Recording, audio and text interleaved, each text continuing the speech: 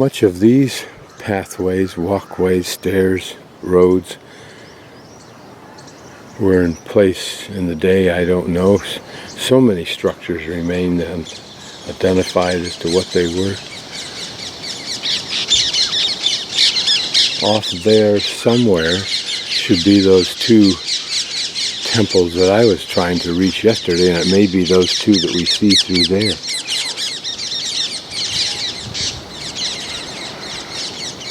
Those may be two out of those three Gampuras that I had seen, I was trying to get to. As I pan further to the right, more, some of which I may have seen.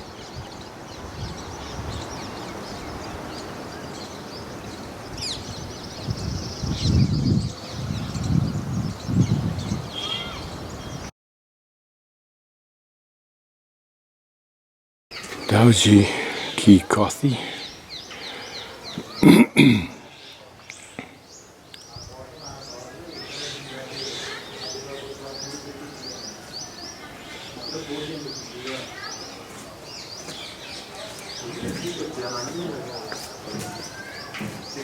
This is an example of one of the smaller versions of the huge Raja Bhavan, or royal palace that we were in, built by lesser nobles within this huge complex, very much perhaps like Versailles, although Versailles didn't have those structures in it, I don't believe. It was a Haveli, a residence of such a person. Havelis have meeting rooms to the right and to the left for men, and then a section they called for women, but it was really, I think, the household. So, and in these jaloused little rooms or alcove that women could overhear the conversations of the men. This black implies the artwork that used to be here. You can see some relief carving there, even more here.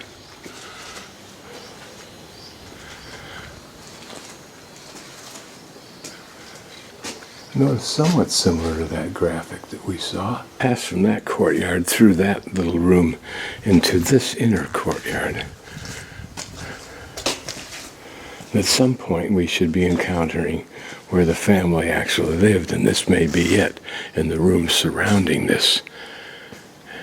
Again, you can see detail on the upper portion and on these columns, and maybe all of this was richly painted.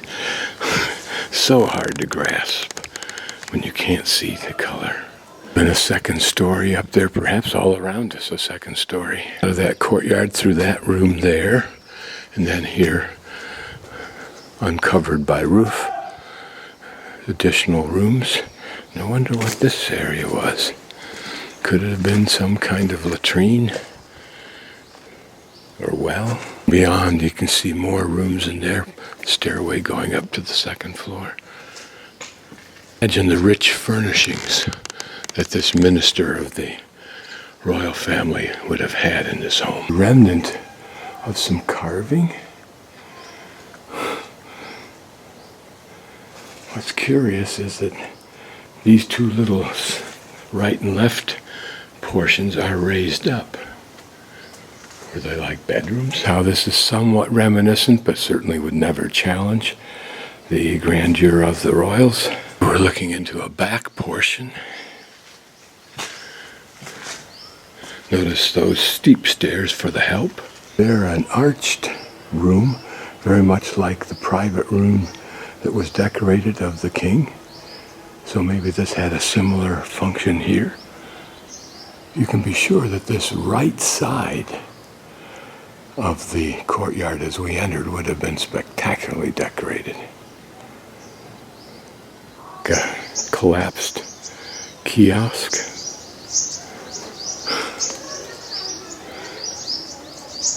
Wonders at this structure.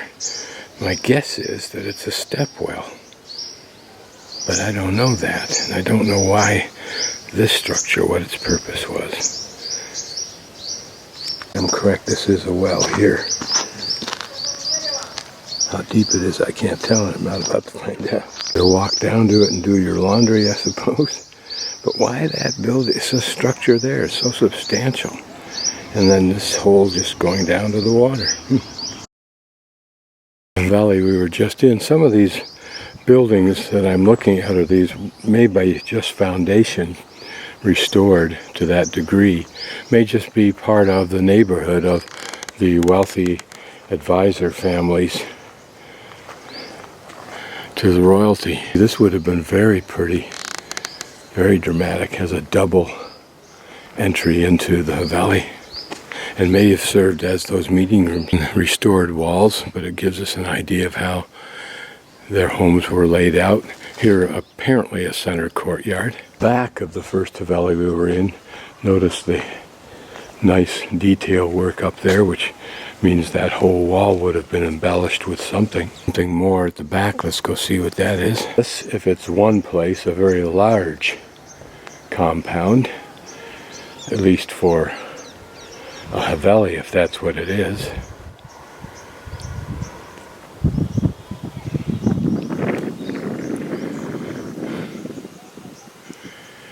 We get hints, but only thickness of the rock walls in order to support a second, if not a third story.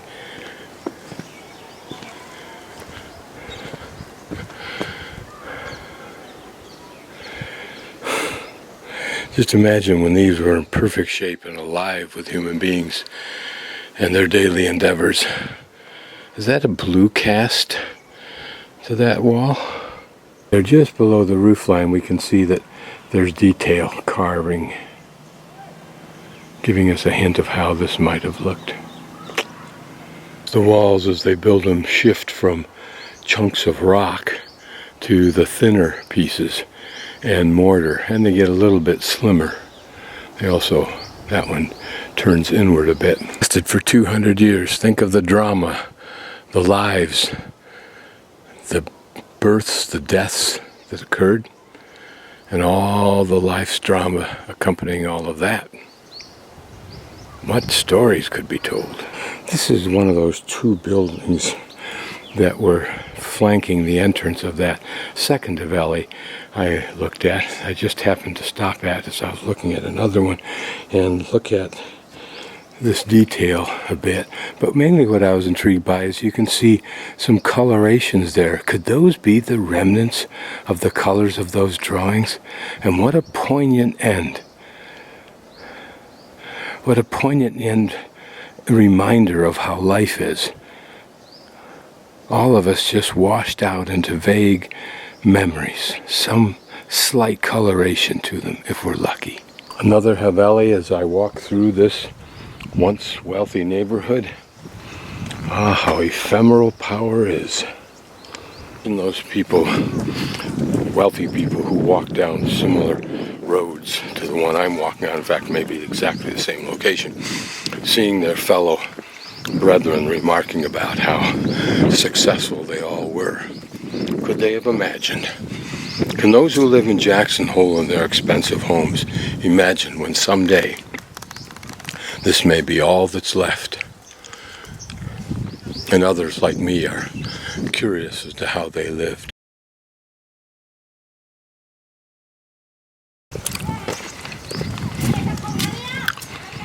Notice there was a subterranean level from what we saw. Wall, and I've attracted a dog mainly because he barked at me, and then I said something friendly to him and his tail started wagging. Then I went to pull out something crinkly to eat and he was all over me. He didn't get anything because he won't, but I think I have a friend looking here because I want to see this structure in the wall, but also it's just going towards the direction that those two temples are that I saw yesterday. I just want to finalize that. And there's a pretty bird. All are dogs and monkeys. And I think my guy might get a little bit concerned if he's going to somebody else's territory unless I give him some kind of immunity. So it gives me a chance to walk out the countryside, which I'm enjoying after 1 month of India's horrifying cities.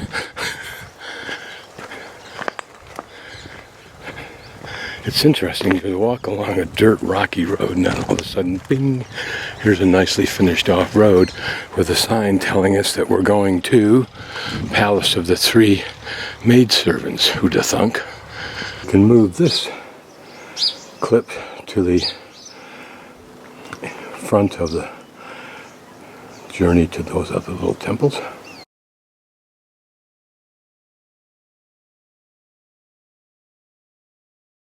About technology, he just picked up a wagon load of water. Hello! A lot more fun than roaming around India's cities.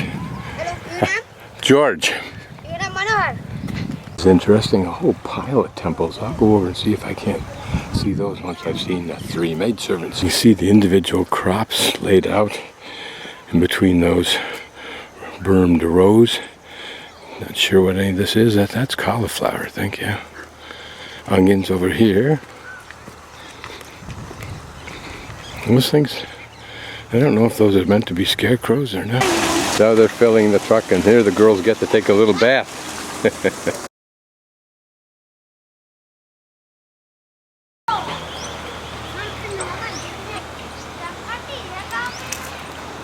Here we get a look at this river.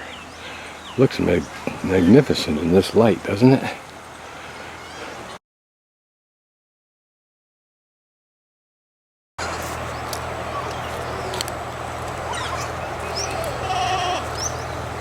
Inside, but I don't need to go see another temple on the inside. More interested in seeing the way these folks live. Notice there's part of the wall, it looks like, or some kind of similar structure to that. I'll see if I can't get closer to those. Here, notice these folks' little hovel is built on the remains of a shrine. Probably from some of the rocks built that little home. Little villagers that comprise a huge percentage of the population. There are our temple and our exit gate. And now we're going to traverse down through here once I get out of the way of this track. This is the Shiv Temple that we're at. This is a pretty little temple aesthetically. Looks like three different sized gopurams, all in one. View from the side, notice there are these corner cupolas on the main base. Then this, which may be some little shrine. Notice it's colored. There's some red on the top of that. For these things is to walk these lanes. You see the people working. Damn, that's hard work.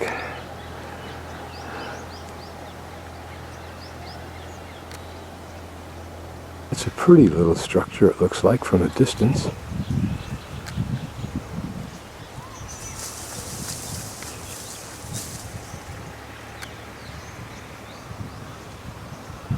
Wonder if those are ever used for anything anymore. Here we're approaching the first of that series of fairly good-sized temples.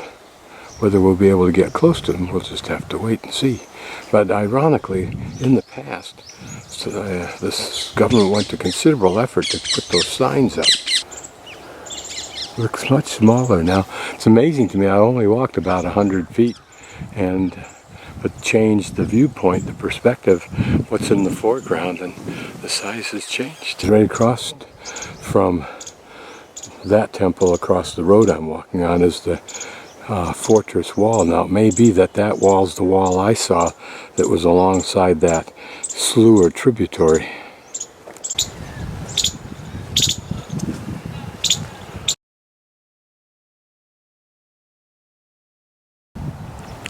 That is the temple we've been looking at.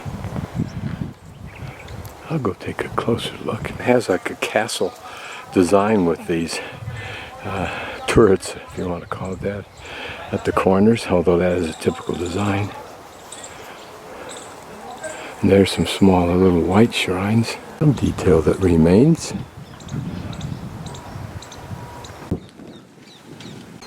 My guess is that these temples are aligned, as I thought they were, because the river is just beyond that particular temple, and probably just beyond these first most visible trees. These melons are no longer any good. There's the melon patch.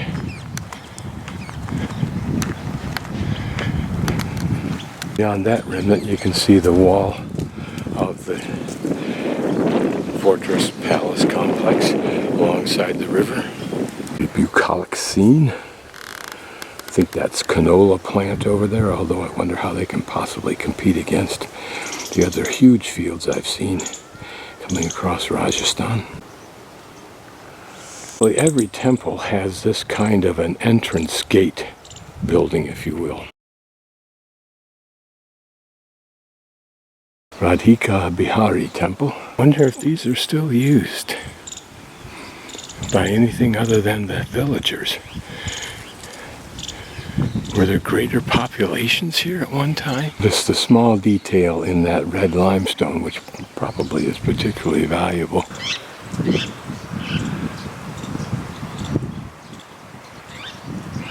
No tourists out here. This is like Rome when you see a couple things sticking up like that and you wonder what great edifice once stood here. And our next temple, this is like Bagan almost. Guessing that might be, I'd have to look at the pictures, that might be the temple I visited yesterday that I could see these temples from, across the slough beyond that wall. Just a guess.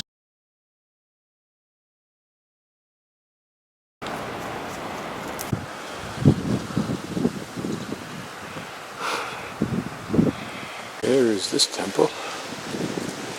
Once had an interesting access. And this answers the question about why they're here.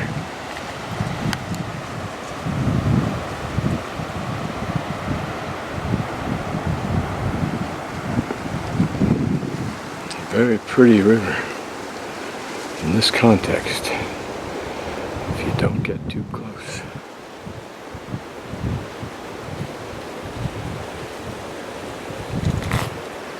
Characters here, serpent head maybe? I don't know. One of these holes, I don't know that either. But he leaves the slightest hint of reverence here. Probably that dome was painted once. You can see paint along this lower border here.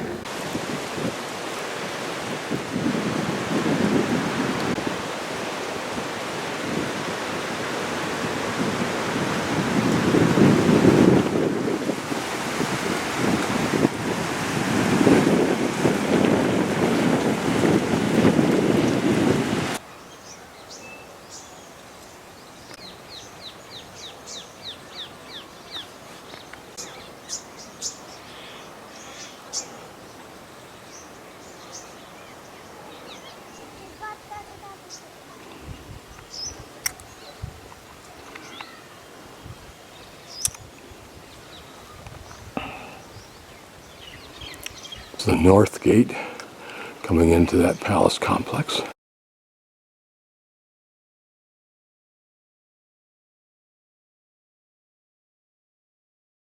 I don't know if that's this entry gate or not. That cow does not have long to live. You wonder why it can't survive with this greenery around here. This is unit or O-U-N-T, Kana. Whatever that is.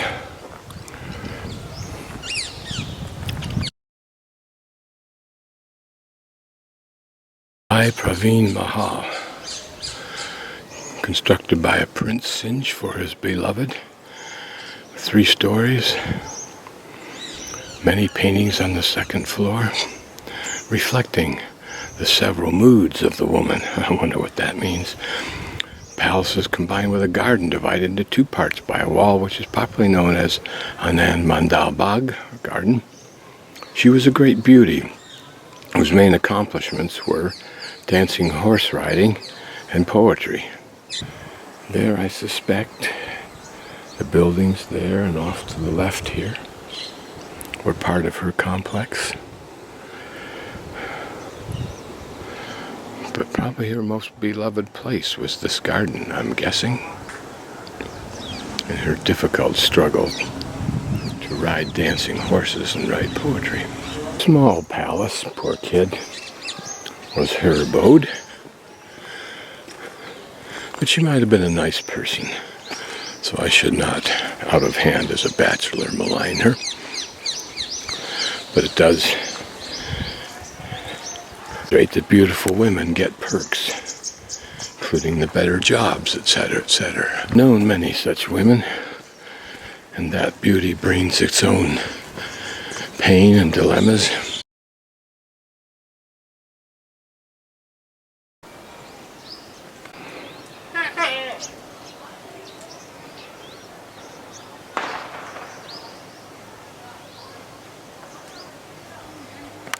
Mother goat who's tethered up, complaining about how the cows and dogs and pigs and goats and other goats and monkeys and everything else get to be free and roam around, and why not me? Here we can see this vault, the remains of this vaulted room that we've seen before, particularly in the Raj Mahal, that was beautifully painted. These are probably reflections of that same dynamic. What these square holes were for, whether they were water features, I don't know. And how tall these walls were, and how much more structure there was. It's like a substantial well.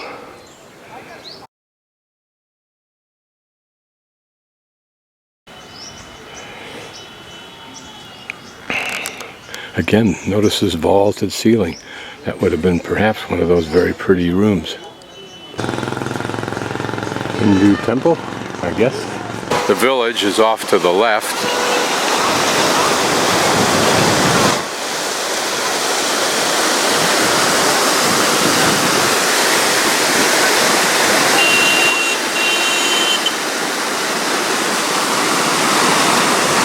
There a linga sits on a stone, but who's there to pour water on it? Here the only bridge, I assume for quite some distance, waits for one-way traffic, clothes washing. Notice it's been set up almost like a ghat. Whether it functions that way or not, I don't know. But it is a major little traffic point. These are, frankly, brand new signs. So hopefully the Department of Tourism's planning on doing something important here. The tourist resources, they just have to develop them.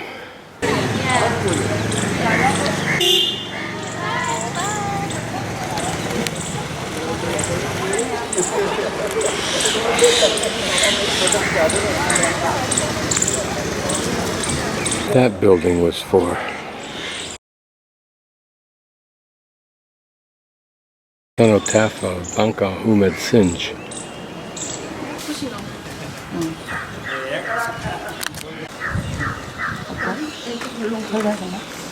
We've entered into this area.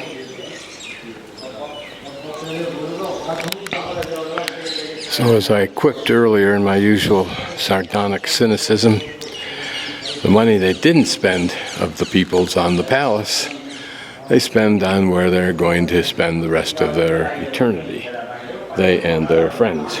It's a very pretty garden, and it's the first time I've smelled something really good where I could identify it, other than a spice shop, and that's those roses. Flowers, aren't they? Of course you'd expect that in a place like India or anywhere in Southeast Asia. They have such magnificent plants and birds. 1675. 1684 died. Each one of these belonging to somebody important. It's ironical. The few such things, pyramids, Angkor Wats, whatever, and yet the huge, colossal number of human beings that existed during those times. Which one of these is his, I don't know. Such places as this mock the presumption that we have a purpose in life, when in fact we're just billions of ants, dying, born again, reproducing through the cycle of life. And that's all. Just recycled star matter. There is no purpose to it. But these people make, for as long as these edifices will last, give us common folk hope that my cynicism is unfounded. I'm looking at it from outside the primary precinct, but into some secondary cenotaphs. Perhaps some restoration, probably all throughout this area, were cenotaphs of varying levels of important people.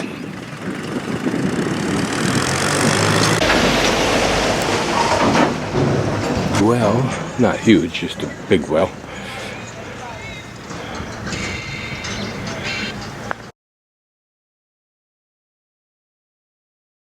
This is a very old game in India. One of the palaces I was in had a room where, in the royal palace, the royal precinct, where they actually had this game board embedded in the floor. So here we see it being played, although we haven't a clue of what the rules are.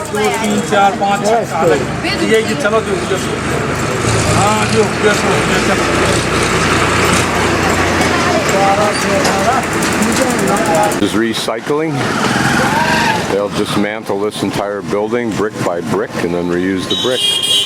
Whether something else will be built there, I don't know, but someday it probably will. This is use of old temple rooms, apparently. So there's the temple that we'll go to, two of them, one in the background, and then this one right here is, of course, the one we were in yesterday, although I have yet to figure out what those two towers are. See the context of this market near a temple. Interesting, I think it's either the valley or a fortress that we were in looking at the other day, the first night I got here. And these are some rooms that probably once were maybe as they are now on the exterior, but now they've been converted to homes of some sort. You can see someone's laundry out for that home. Because in these societies, all stratas live mixed together. It's just what you do with your specific property that counts, particularly on the inside. You can find this, every niche is used.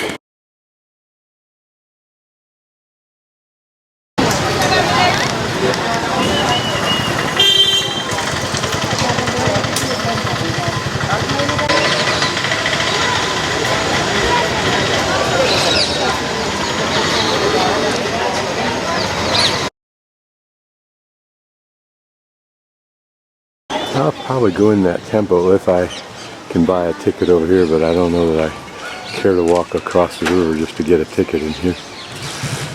You can see some people already set up for begging later on. I think as a temple I'm expected to take my shoes off, although they haven't.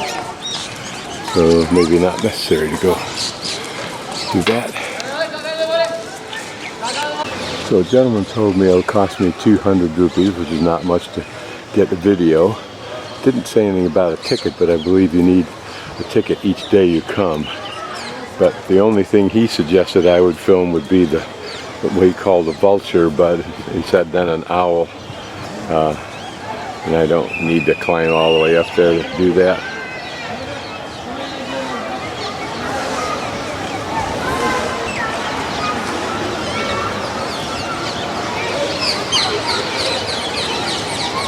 And then as I continue to pan around, notice that temple up on the hill, so we'll go up there.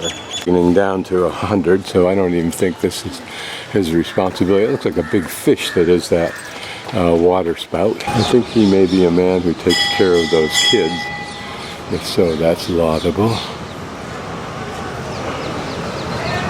Might have been quite lovely in its day, certainly imposing.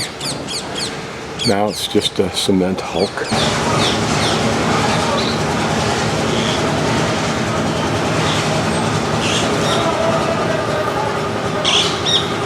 So here we have two of those bee colonies, I believe, with a strange beehive.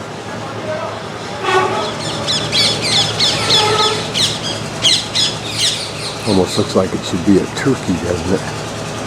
And the other one over here old set of steps cut off by this fence to protect the temple from something, and those steps replaced by this new rough cement walkway. Not much remarkably different about all of these temples. They all have that gompuram, the pointy stupa type thing, and then some kind of square building that is attendant to that, probably where large groups can meet, as well as those who approach the small shrine underneath the center of the gompuram. Another water spout in the form of some creature. From this temple, I'm on a little knoll at the back of it. I'll just pan around. There, the large one. My guess is whoever builds these presumes that they get merit with the gods, or with the circle of life or cycle of life, so the next time around they can come back at a higher level. Although the fact that they could build one of these things suggests they're at a pretty good financial level.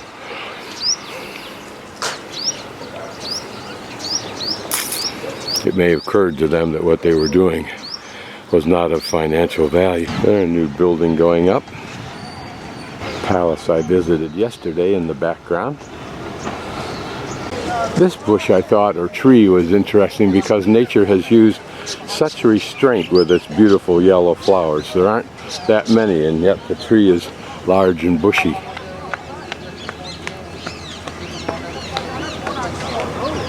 Of course, you have to love this flamboyant bush. Protected by thorns, but what's interesting is in these clusters there seem to be little yellow flowers, but I think those are just the stamen. Right? This is a arched room that we've seen in the palace as well as in the Havelis of the lesser nobles, but here it's just by itself at the bottom of the hill where that shrine is. This is a pretty little garden all by its lonesome, and one wonders why it is here, but it's a pretty anomaly. There's the temple we were at and the one we could see further on. But I just noticed this little structure on this side of this fence and wondered what might have been here at some time in the past. I think today will be a day of poking around like this and then going for a hike on the other side of the river. Perhaps this whole area was covered with temples of some sort. Notice here we're looking at what looks like a square structure, or the base of a temple.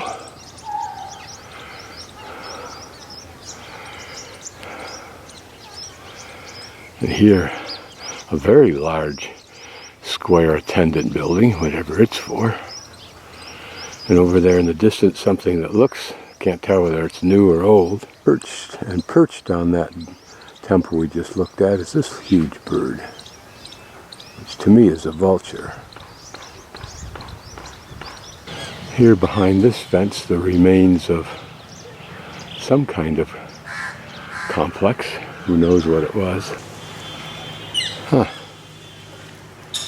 I pan around. Imagine how much of this was filled in, how large these buildings would have been, and then try to imagine where was the trade from when it passed through here, and going to where? What did they trade? And what has happened to that trade? How did this economic history, cultural and political history change to this? Did many other traders come through this door?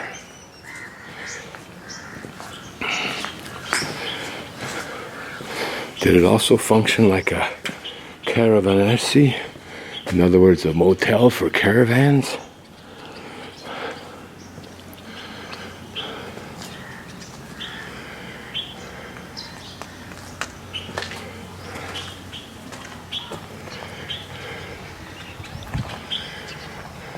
There would have been a day when that trader looked at these stones upright where they were supposed to be and applauded the work, felt fulfilled by his achievement. And we think of our lives and our activities as so important. What naive fools we are. Was this the home of his family?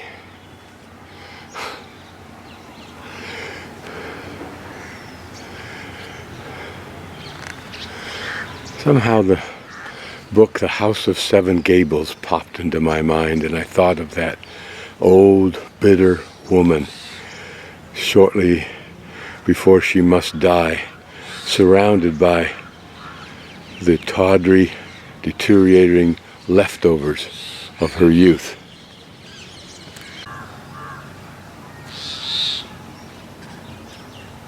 Did part of his wealth build that temple? Or did he visit it to thank the gods for his success? That tower, of course, would have been matched on the left side. And there, perhaps, his private temple?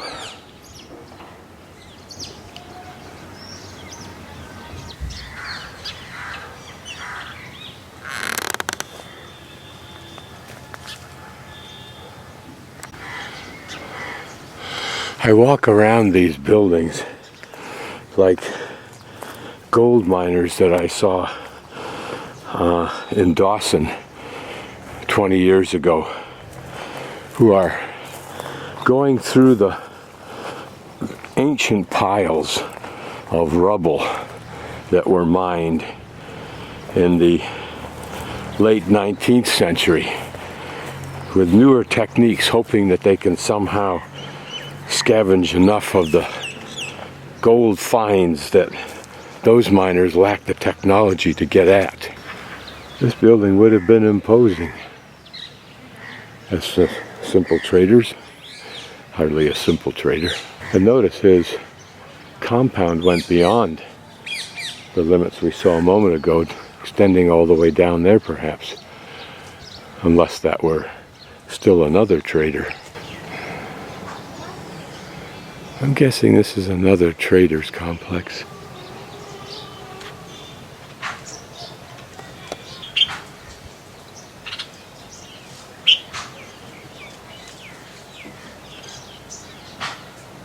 Interesting that there's been a little bit of restoration down there, an attempt to preserve this self-preserved panel. Maybe the weather comes from the other direction. Cats that you see about.